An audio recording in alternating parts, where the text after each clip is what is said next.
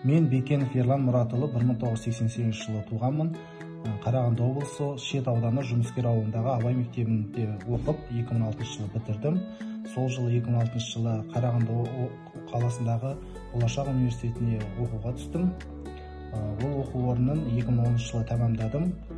2012 жылдан бастап Қарағанды облысы Шет ауданы қаржы экономика бөлімінде қызмет атқардым 2 жылдай. 2014 жылдан бастап Қарағанды облысы Шет ауданы Жұмыскер ауылында әкімшілігінде бас маман қызметінде атқарып отырмын. Сәлеметсіз бе, Ерлан аға? Сәлеметсің бе? Менің сізге бірер қояр сұрағым бар еді. Сіз бұл мамандықты қалай таңдадыңыз? Оның кәсіби жолы қандай? Мен бұл мамандықты отбасымызға байланысты деп ойлаймын. Осы мамандыққа келу жолын. Мен ата-анам да осы мамандықтарда жұмыс істеген, мемлекеттік қызмет істеген. Әкем осы бас экономист болып жұмыс істеген.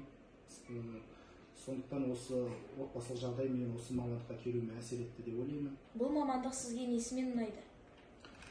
Бұл мамандық өзінің біріншіден мемлекеттік қызмет, халыққа қызмет көрсету болғандықтан, көбінесе халыққа қызмет көрсеткен ұнайды.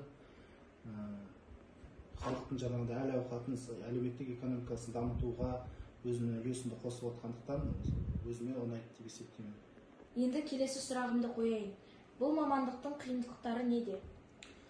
Бұл мамандықтың қиындықтары қазір жаңа Қазақстан, цифрлық Қазақстан болғандықтан көптеген ақпарат толқындарында ақпаратты халыққа дұрыс жеткізе білу, дұрыс бағытқа бағдарлай білу, соған байланысты өте қиын деп ойлаймын.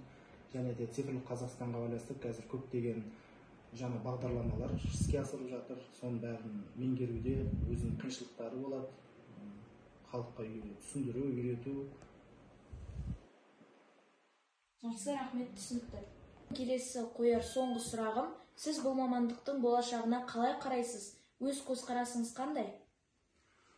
Бұл мамандыққа мен бухгалтерия болғандықтан көбінесе есеп-қисап қой. Сондықтан бұл қай салада болсын, ең басты қызметтердің бірі болғандықтан бұл сала әрқашанда қажет етеді, сұранысқа ие мамандық деп ойлаймын. Сондықтан бұл мамандық ешқашан жойылмайды, қажет ететін қызметтердің бірі деп ойлаймын. Жақсы, рахмет.